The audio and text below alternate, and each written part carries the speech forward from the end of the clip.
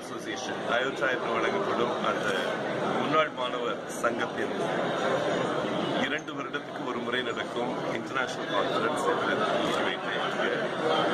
Annamalai பல்கலைக்கழகத்திலிருந்து 1 million 10 லட்சம் பேருக்கு மேல் இப்போ அலுமினியா இருக்கிறாங்க. அதுல அவங்களை ஒருங்கிணைக்கிற பணியை செய்து கொண்டிருக்கிறோம்.